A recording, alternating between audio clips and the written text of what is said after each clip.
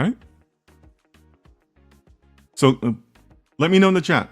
Give me your ideas, right? Like I told you guys, every good study, and I tell this to my juniors, the people who work for me. I tell them, if we're going to give a presentation, we're always going to walk in there and say, hey, this is where we're at, but if you give me more time, this is where I can get you to, right? Same exercise. So give me idea there. Give me ideas there. Yassine says, thank you, sir. I can't imagine anyone out there that would give such advice. Knowing when to stop is really a must-have. Yeah, absolutely. Yassine, this is one of those things where I can only give you guys that advice and that type of view because I've been out there. Like I've been in the real world. I've been a real world data scientist. These other idiot influencers they don't know because they literally haven't worked, right? They literally don't know any better. But yeah, I mean, I appreciate your sentiment there, but this is what happens in the real world. So like when I'm asking you guys, give me a rationale, and I push things back on you, your chief data scientist is going to do the same thing. This is what I do to my juniors, to my staff, right? And yeah, sometimes you come across data like this where it's skewed, it's not enough. The stakeholder thinks they can get one thing from it, but they really can't because they don't have other components. This happens. This happens. Steele says, find other data sources. Yeah, absolutely. Absolutely. Yeah, a couple years back, maybe a while now, there was a famous quote by one of the Google researchers that says, if you're looking in one data set, you're looking wrong, right? The true insights, the true answers are rarely in a single data set. Like you do the groundbreaking stuff when you bring in multiple data sets. Like that's where like the real insights come in. And I have that conversation with my corporate clients all the time, right? Because, a lot of them don't understand. A ton of data science teams don't understand that, right? But yeah, start bringing in more data, right? Like, last week we talked about interest rates.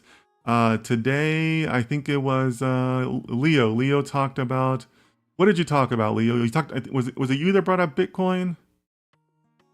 Oh, the ETFs, right? Leo brought up ETFs. Somebody else brought up Bitcoin.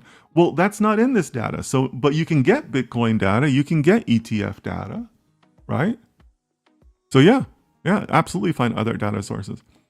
Voldemort says, and analyzing the Asian countries would be more interesting as a chart number 7 has something interesting. Yeah, absolutely it would, right? Or, the charts mention China. Maybe your study does a deep dive into China, right? According to that study, the Chinese consumer has been driving a lot of prices. Well, what does the Chinese chart look versus the India chart, right? That could be interesting too, right? Leo says, I brought it up the first time today, ETFs. Yeah, so go get ETF data and combine it with what you're seeing here. Very, very, very valuable to do that, right? And that gets a little bit more into like the advanced analytics of things, right? Where you can start making those connections. But that's also where you lead to more interesting studies, more interesting models, right? So what else? What else do you guys see? Abdul says, you mean adding another variable and do maybe multiple OLS? I'm sorry, OLS? Can you share that acronym? Yeah, OLS. Sorry, not sure I know that one. Yeah, I mean, I guess you could think of it as another variable, but it's really just more about seeing different pieces of data, right? The different relationships, different correlations, right? Like that's where I think it's valuable.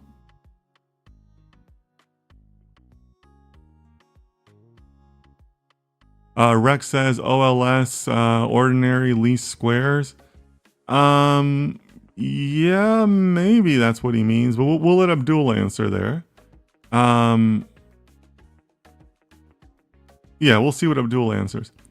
But yeah, I mean, again, I really hope that you guys are it's coming across about the entire framework that you should be doing, the mindset that we should be bringing this.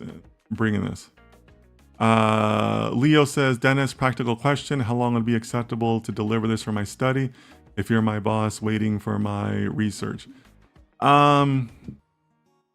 Yeah, good question, Leo. It depends on the complexity of the data.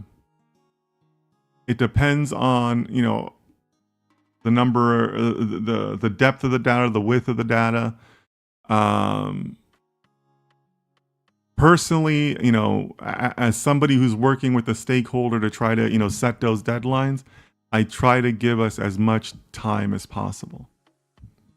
Because also remember that one of the key things, from me, like the boss's perspective, what I'm really looking for from this phase is ideas. What can we do with this data? Right? Because after EDA, you should be going into an ideation phase with your stakeholder. Right? You're going to sit down, you're going to say, hey, this is what the data showed us. We think there's things that are interesting here. Maybe you think there's some other interesting things. How would you like us to proceed? Like, that's the value that you're getting out of EDA, right? Because not only are you coming up with ideas, you're coming up with ideas that say, hey, here's our idea, and we're pretty sure we have enough data to work with to make this idea happen, right?